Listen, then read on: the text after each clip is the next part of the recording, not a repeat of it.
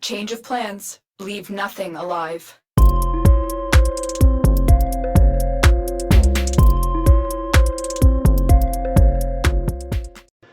Hello YouTube, Ike here.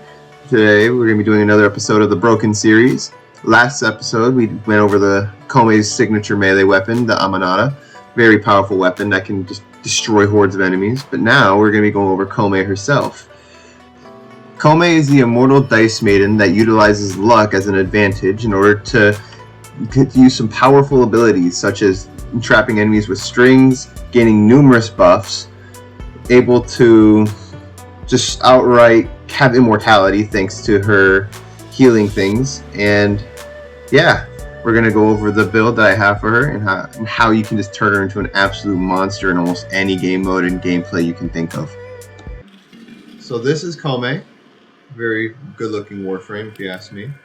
For her abilities, she has two passives. The one that's written here is for every 60 seconds one of her weapons, aka her primary secondary melee, will start inflicting random status effects on every hit it does. Her secondary passive is that whenever she activates her abilities, a dice is rolled.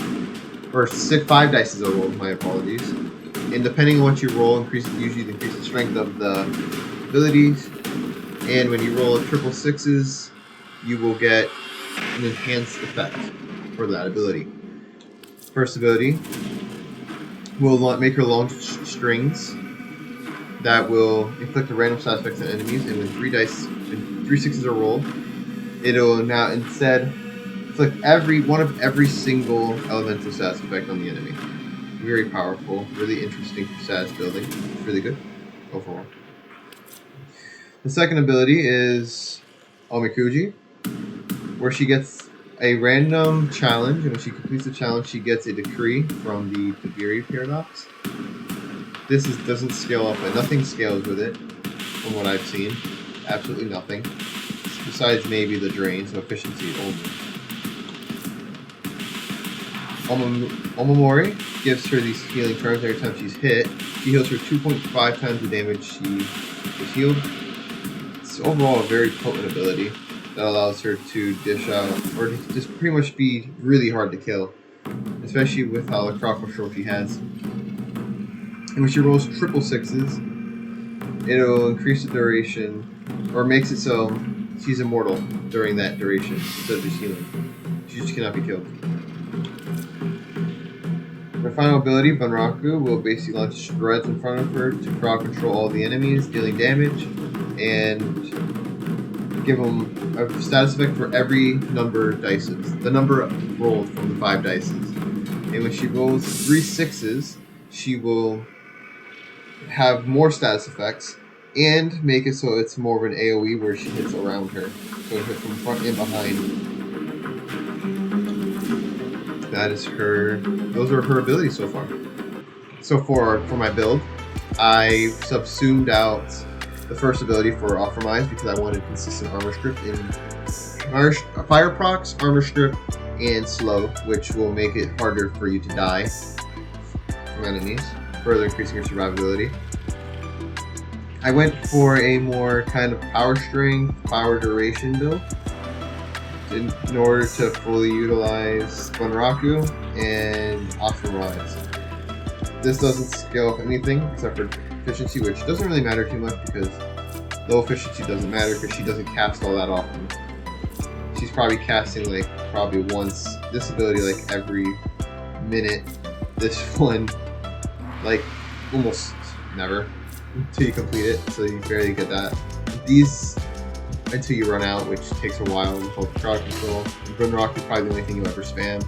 But you only do it once and then kill and then do it again when there's a lot of enemies grouped up. So the arcanes I ran from Arcane Energize because it gives a lot of energy, keeps my energy up, so when I need to recast them I have it. Or augmented for enhanced power strength, so I can further increase the damage of Bunraku, the armor strip from the Warframe, and the Omamori, which will help a lot with survivability. I went with the Swift Momentum mod because you're usually swapping between your melee and primary depending on what your passive is buffing. So this will help me keep my combo counter up for my melee. and keep it at least a little more consistent. So this part right here, the last thing of note, is for Augur Message. You can replace this one for an armor mod if you want even further survivability. I would probably do the same if I had the mod space. So maybe I would need to put like more formula into this, a lot more. I probably would need humble formula as well because of how expensive it is, which is understandably so. Not really. I kind of wish we got more humble formula, which is a personal complaint. But this could be anything else if you really wanted to. So that is it for the build. I'm now going to show you what it can do against certain enemies and how it works. Sorry everyone, that was a lie. There's actually one more thing I have to tell you before I show off the build. Just a piece of advice for Koumei, because of her decrees. There are some of them that will give you a status, change the element of your weapon, or add to it. So if you use a build for a weapon that requires a specific element, like let's say the popular melee influence lightning build, electric build, what will end up happening is that you might end up getting a decree that increases your fire, it gives it fire damage, and turning it to radiation, therefore ruining the build. So overall you want to have a build that won't suffer from any of the decrees, like let's say heat here, right? I think the only decree that I've gotten so far was that would permanently change the effect was a heat thing, so all it would do in this case is increase your heat damage. There's some that do like every hit or a specific condition, which overall won't ruin or degrade the quality of your build, so it's something to keep in mind. Alright, so we are currently in the Steel Path Mods mission. We're going to go over how to play this build, how it's supposed to run. So for starters, you just put whatever energy source you have, either energy pads, Inuric, whatever. Activate her third ability so she can get her charms up, and then get her tasks all set up. In this case, it is killing enemies with heat damage. So after this point, the main thing you want to do is build up your energy, do the tasks that you need to do, keep your first ability up, and then when you see a lot of enemies grouped up and you have the energy, use your fourth ability to crowd control. In this case, there's not many. So currently running a synergy with the Cedo and Koumei, which is very OP because it makes doing all her tasks easy to do, like incredibly easy. Because the glaive that it fires out in its alternate fire will give random status effects, which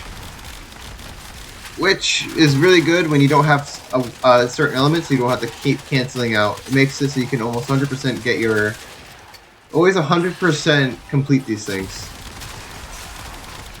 So right over here, boom, kill him from 20 meters away for that spicy goal. Add another one. I get more damage out airborne. Funny. Jump, jump, jump, jump. So the pet I run is the Panzer. It's the Panzer pet because of all the viral it can proc. It's consistent damage amping with the ability to keep Koumei alive in the moments where her third ability isn't enough to keep her alive. It'll give her a one-time survivability, like invincibility, which I think is very helpful in this case. Especially if you don't plan on giving her armor. See how good that goes. This is pretty much how you want to play it. You want to just keep getting her decrees and making sure that you can stack as many of those buffs as you can on yourself to create a very, very fun and random playstyle that always changes on which mission you're doing, because you'll never get the same experience twice, I think, because of how many decrees are in this game. If I'd have to highlight a few things I wish would be changed on Koumei, it would probably be that her second ability for those challenges, nothing is it's not affected by any of the power strength abilities or anything. So you can't like increase rare mod chances. You can't do you can't decrease the cooldown. It's gonna always be kept the same thing no matter what you build it for, which I personally dislike. But if that was to be changed, I feel like Koumei would feel a lot better. But I don't know how overpowered that would probably be. Other than that, I think she's pretty fine with everything else included. She is a very powerful Warframe, capable of doing some extremely heavy damage, and have a very high amount of survivability. Another life support capsule is now available. Now, with that being said, I don't think there's much else to say about her. She's overall pretty good. If I were to give her a rating out of like 10 or something, I'd probably give her a solid 8. She has pretty much everything a Warframe wants. Maybe except for armor strip, but subsumes are pretty much, yeah, that's what they're there for. You can give her that. So you can't hold that against her. So you see how I went up for wall latch? Just listen. I do know another problem that she has. When it comes to her second ability, it's kind of difficult to complete them when you're in a squad. When you're in a squad with other people that kill much faster than you can shoot them, it kind of gets difficult to complete them, which kind of makes the build not bad, but you're not getting like the fun perks that you usually get, that you should be getting throughout the mission. Just killing everything overall is doing really good so far, and even like the heaviest enemies here are getting shredded, absolutely shredded here. Their death is nigh. And this build, these guys may be a little weak, but I've taken this build to like nitro cells, pretty much any of the endgame content that you can think of, and it performed just as well. I will say though, in terms of like things like the other part of the nitro cell where you don't get to control your builds, it might be a bit tougher or might be a bit rougher because she's not a caster frame, so she relies on good weapons to do a lot of damage. But she really does hyper buff those weapons. So hey, you never know. Even a trash weapon might be really good if you like swap between it with her passive. This will help our cause. When you are ready, go to extraction. See how that goes. Look at that. Angst is gonna probably try to hit me with the magnetism, or not. So that's it. This is the 5-minute mark. This build will breeze through this kind of content like no problem. If you liked this video, please like and subscribe for more content. I do Warframe, Phasmophobia, and usually some like other games depending on like what's new and stuff. I'll probably try out some other stuff. If you want to check out my Twitch, the link will be in this description. And with that, I hope everyone has a great day.